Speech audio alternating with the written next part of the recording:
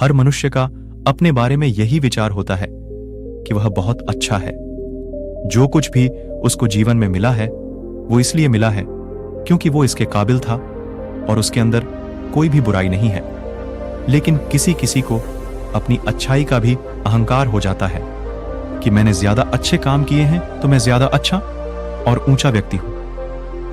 आज की कहानी भी इसी बारे में है, जब एक व्यक्ति इसी अहंकार में डूबा था, जिसे खुद के विषय में यह गलतफहमी थी कि उसे हर चीज का ज्ञान है। वह अमीरी गरीबी के आधार पर लोगों से भेदभाव भी करने लगा था।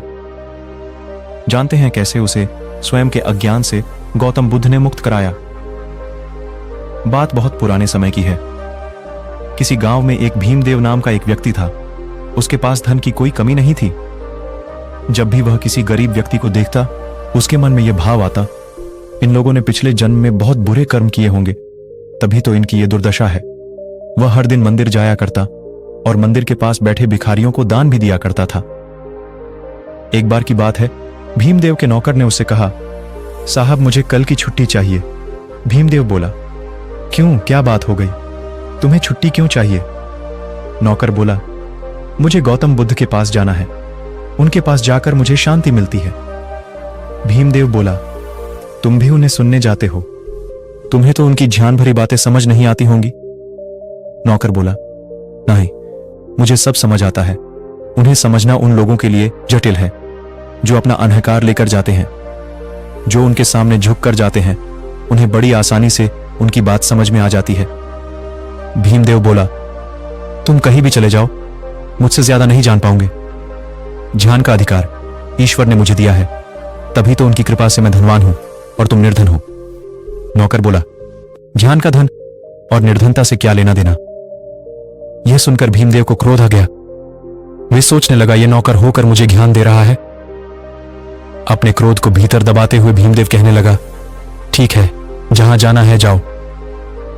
भीमदेव के मन में भी आया कि मैं भी बुद्ध के पास जाऊं, पर फिर वह यह सोचकर रुक गया कि क्या मुझे शोभा देगा मैं उसी जगह पर जाऊं जहां मेरा नौकर जाता है। नौकर और मालिक एक साथ अगल बगल में बैठकर ध्यान सुनेंगे? नहीं नहीं, ऐसा सोचकर उसने खुद को रोक लिया। अगले दिन नौकर बुद्ध के पास प्रवचन सुनने चला गया। उसी दिन भीमदेव का दोस्त उससे मिलने आया। उसने भीमदेव से कहा, मैं बुद्ध के वचन सुनने जा रहा हूं, तुम भी साथ चलो। भीमदेव ने मना कर दिया, पर दोस्त के बहुत जोर देने पर उसे जाना पड़ा। दोनों ने वहां पहुंचकर बुद्ध को प्रणाम किया। भीमदेव ने देखा अमीर गरीब सभी वहां साथ में बैठे हैं। उसका नौकर भी वहीं मौजूद था। उसका दोस्त भी बगल में बैठ गया, लेकिन भीमदेव खड़ा रहा। बुद्ध भीमदेव से बोले, तुम खड़े क्यों हो, बैठ जाओ। भीमदेव बोला, इन लोगों का स्तर मुझसे नीचा है, इसलिए आप पहले इन्हें ज्ञान दे दीजिए। इन सब के जाने के बाद आप मुझे ज्ञान देना। बुद्ध बोले, ठीक है, लेकिन पहले तुम हमें बताओ कि तुम्हारा स्तर कितना और कैसे ऊंचा है। भीमदेव बोला, मेरा स्तर इन लोगों के स्तर से ऊंचा है, क्योंकि यहां बैठे जितने भी अमीर या गरीब लोग हैं, मेरे धन के आगे सब गरीब ही हैं। मैं इनसे ज्यादा धार्मिक हूं और दान भी करता हूं। बुद्ध मुस्कुराकर भीमदेव की बात सुन रहे थे और समझ चुके थे कि यह अहंकार के सागर में डूबा हुआ व्यक्ति है। इसके बाद बुद्ध ने कहा, ठीक है, तुम 1 माह तक रोज आना, मैं तुम्हारे लिए अपने जैसा आसन लगवा दूंगा। अब तो तुम्हें कोई आपत्ति नहीं? बुद्ध के सारे शिष्य और बैठे हुए सारे लोगों ने कुछ नहीं कहा, क्योंकि वह समझ चुके थे बुद्ध भीमदेव को कुछ समझना ही चाहते होंगे। बुद्ध के बगल में भीमदेव का आसन लगवाया गया, जिसके बाद भीमदेव रोज बुद्ध के पास आने लगा। एक दिन सभी लोग रोज की तरह बुद्ध के पास प्रवचन सुनने आ गए। भीमदेव और उसका नौकर भी वहां उपस्थित थे। उस दिन बुद्ध ने सभी लोगों को कहीं चलने को कहा। बुद्ध के साथ साथ सभी लोग पैदल पैदल चलने लगे। चलते चलते दोपहर हो गई और वे सब थक गए। रास्ते में दूर दूर तक कोई भी इंसान, घर, तालाब कुछ भी नहीं दिखाई दे रहा था। सभी लोगों को बहुत प्यास लग रही थी और यह परेशानी सबके चेहरे से साफ पता चल रही थी। सभी लोगों ने बुद्ध की तरफ देखा। महात्मा बुद्ध मुस्कुराते हुए आगे बढ़ते जा रहे थे और उनको देखकर लग नहीं रहा था कि वे बाकी सब लोगों की तरह थक गए हैं। बहुत दूर चलने के बाद उन सबको एक पेड़ दिखाई दिया। पेड़ के पास में एक कुआं था जहां एक आदमी पानी भर रहा था। बुद्ध कुएं की ओर चल पड़े। बाकी सब भी बुद्ध के पीछे पीछे चलते गए।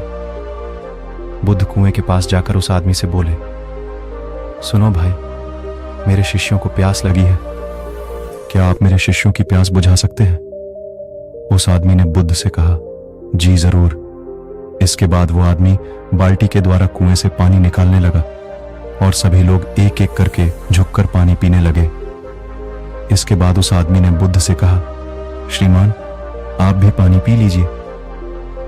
बुद्ध ने उस आदमी से कहा, आपका बहुत बहुत धन्यवाद, किंतु मेरी प्यास बुझ चुकी है। इसके बाद बुद्ध उस दिशा में चलने लगे जिस दिशा से वे सब लोग आ रहे थे। यह देखकर बाकी सब लोग हैरान हो गए। उनके मन में तरह तरह के सवाल उठने लगे कि हम लोग किस लिए आए थे और अब हम वापस कहां जा रहे हैं। कुछ के मन में सवाल उठा कि क्या हम वापस वहीं जा रहे हैं जहां से हम आए थे। बुद्ध आगे आगे चलते जा रहे थे और सभी लोग बिना कोई सवाल किए पीछे पीछे चल रहे थे। भीमदेव को तो काफी गुस्सा भी आ रहा था कि आज वो प्रवचन सुनने आया था, लेकिन प्रवचन के चक्कर में आज प्यासा ही मर जाता। शाम होते होते सभी लोग वापस वहीं आ गए जहां वे सभी लोग प्रवचन सुनने आते थे। सभी लोग कुछ हैरान थे, लेकिन सिर्फ भीमदेव था जो गुस्से में था। वहां पहुंचते ही भीमदेव महात्मा बुद्ध से बोला, अगर कहीं जाना ही नहीं था तो क्यों पूरे दिन चलवाते रहे? आज तो प्यास के मारे मेरी तो जान ही जाने वाली थी। बुद्ध मुस्कुराए और उन्होंने कहा, जब तुम पहली बार यहां आए थे तो तुमने स्तर की बात की थी कि तुम्हारा स्तर बाकियों की तुलना में अधिक है, लेकिन यात्रा के दौरान जब सभी लोग थक चुके थे और सभी प्यासे थे, तब तुम्हारा स्तर बाकियों के समान ही था। तुम भी उतने प्यासे थे जितना कि बाकी सब लोग।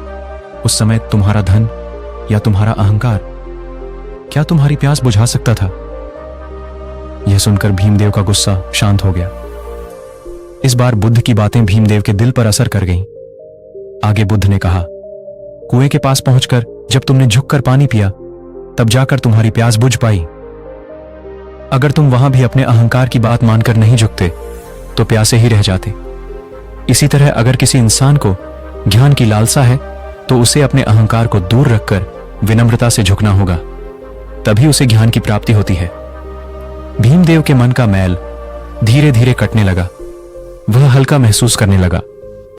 बुद्ध ने कहा, जीवन में ज्ञान की प्राप्ति तब होती है जब वह अपने अहंकार को त्याग दे। उसे अमीर गरीब ऊंचे नीचे से कोई फर्क ना पड़े।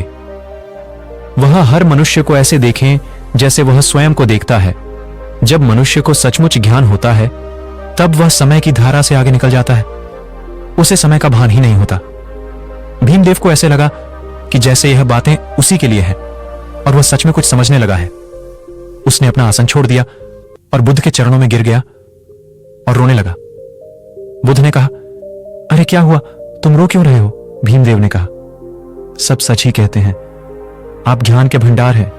आपने मेरे अहंकार को चूर चूर कर दिया है। मैं सच में समझने लगा हूं कि भले ही मनुष्य अमीर या गरीब हो, लेकिन उसकी समस्याएं लगभग एक ही होती हैं। अहंकार के कारण ही सारे दुख उत्पन्न होते हैं। इससे संबंधित सारे गुण रहस्य आप मुझे बता चुके हैं। मैं इस आसन पर बैठने योग्य नहीं हूं। मुझे अपनी शरण में ले लो। यह कहानी हमें यह बताती है, हमारे दुख का मूल कारण अहंकार ही है। अहंकार होने से हम दूसरों को खुद से नीचा समझने लगते हैं, जिससे कि ज्ञान प्राप्ति के सारे मार्ग बंद हो जाते हैं। इसलिए हमें खुद को किसी भी प्रकार के अहंकार से दूर रखना चाहिए ताकि हम भी बुद्ध की शरण में जा सकें।